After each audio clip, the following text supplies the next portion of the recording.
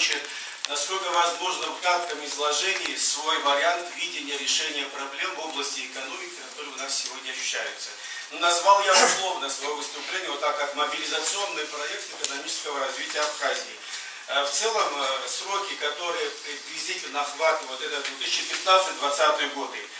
Ну, хотел бы в самом начале в кратком изложении обозначить самые болевые точки, которые, в принципе, об этом очень много о них говорят, но я в телесном порядке обозначу. Это ощущается резкий спад производства в реальном секторе экономики.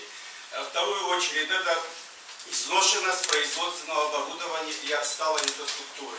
Третьим, сокращение рабочих мест в реальном секторе экономики и наличие высокого уровня безработицы. Но одновременно должен отметить, что существует, к сожалению, имеет место недостоверный учет занятости в Абхазии. Также отсутствует реестр специалистов, которые необходимы в Абхазии. Ощущается резкий дисбаланс во внешнеторговой деятельности Абхазии. 85% импорт и 15% экспорт. Это ощущается буквально в течение последних 10 лет. А единственный год, при этом хотел бы заметить, что когда экспорт превышал импорт в Абхазии, это был 1999 год на 25 миллионов рублей. Далее у нас сверхвысокий банковский процент никак не стимулирует развитие предпринимательства в Абхазии, и это недоступен практически малому и среднему бизнесу. Следующая проблема – это низкий уровень оплаты труда квалифицированных специалистов, занятых в бюджетных учреждениях и на государственных предприятиях. Что это влечет за собой отток их в торгово-посредническую сферу и другие виды деятельности. И самая основная проблема, которая не стимулирует развитие реального сектора экономики сегодня, это несовершенство национальной системы налогообложения, которая в основном сформировалась в середине 90-х годов, послевоенный период, когда государство пыталось всячески собрать любые доходы в казну государства, когда их практически не было. Оно носит исключительно фискальный характер и не стимулирует расширение своего бизнеса в республике. И дальше, но при этом нужно отметить в очень кратком изложении, что официальные статистические данные, которые публикует у нас Управление госстатистики, свидетельствуют о положительных сдвигах, количественных измерениях имеется в виду. И в этих непростых условиях, я считаю, мое мнение такое, что необходимо государству осуществлять стратегическое управление и планирование. Вот Виталий Габ мне отметил, что мне приятно было слышать, что надо начинать планировать. Об этом начали в последнее время часто говорить.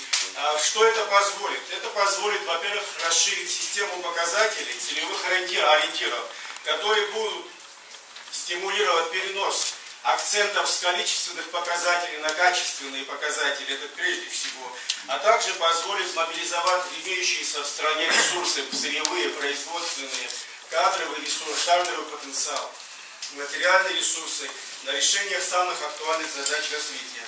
И вот сегодня перед Абхазией стоит задача, немаловажная задача создания национальной модели экономического развития, которая должна отражать одновременно и национальную специфику и соответствовать общим мировым тенденциям.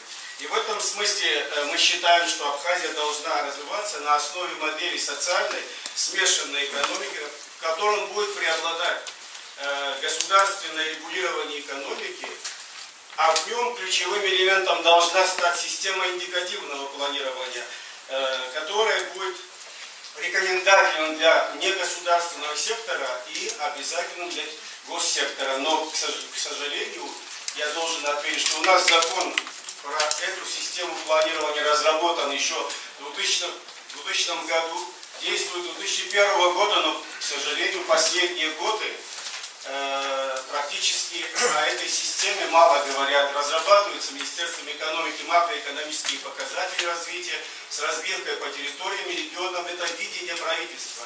Но абсолютно ничего не делается, чтобы эти показатели, эти ориентиры выполнялись внизу. А кто должен их исполнять? Это предприятия, это села, это поселки, это города, районы, которые должны иметь собственные проекты развития. И вообще план развития Абхазии должен формироваться снизу.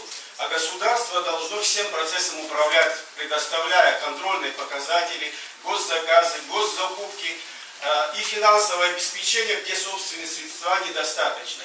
А это одна из главных проблем, как раз что ощущается на местном уровне. У нас существует административно-территориальных единицах Абхазии.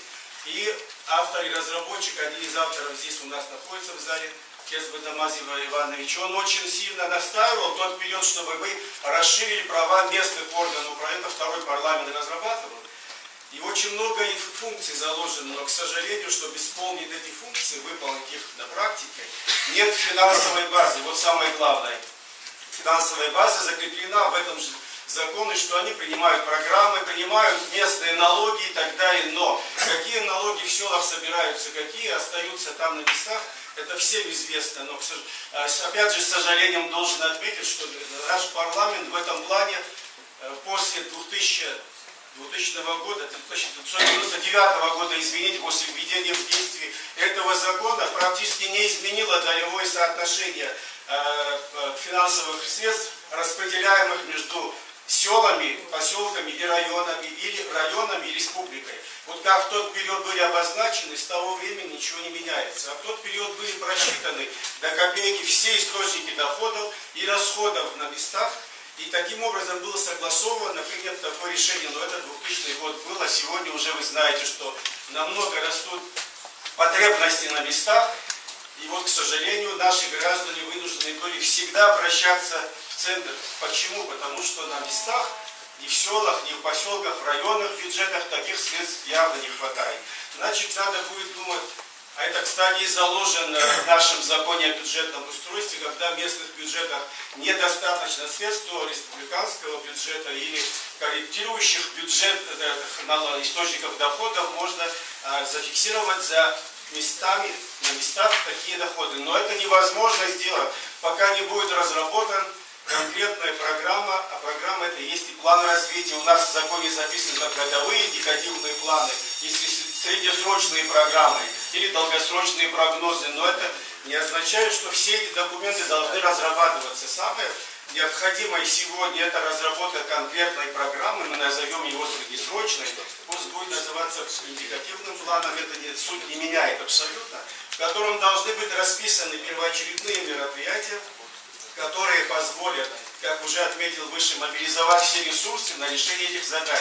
Но сама методика составления планов, я должен признаться, я через торгово-промышленную палату и общественную палату был во всех районах Абхазии и в некоторых селах, к сожалению, здесь мои коллеги сидят с каждой национальной экономики, которые со мной также ездили, мы все убедились, что, к сожалению, специалистов, которые разбираются вот в таких документах, как составить эти документы, у нас нету. И в этой связи у меня такое предложение. На всех должностях государственной службы должна быть введена аттестация кадров госслужащих, это в первую очередь, ныне работающих, без пристрастий политических и так далее, и так далее. И второе, прием на работу на госслужбу только на конкурсной основе. Эта идея была впервые озвучена и разработана еще в 2004 году Миграбе Зауртемович, здесь присутствует, сколько знаю. И наш университет был подключен к этому, и мы разработали методику приема на работу по разным этапам прохождения этой аттестации. В принципе, если будет такое пожелание, у нас наш университет готов подключиться, и тут юристы будут, экономисты, у нас тестовые и так далее, документы разработаны. И следующим вопросом, который я хотел бы озвучить на местах, что обычно все это вы знаете, у нас говорят, что нет на местах, у нас собственных средств не хватает, только зависимо от российской помощи. С чем я не могу согласиться, потому что у нас по официальной статистике Нацбанка официальной, есть официально порядка 19 миллиардов рублей находится в обращении, из них 3 миллиарда рублей неизвестного происхождения. То есть у нас физические лица, занимающиеся любым видом деятельности, не обязаны проводить через банковскую систему, открывать счета, по желанию они могут. То есть юридические лица, они обязаны, вот физические лица, у нас большинство граждан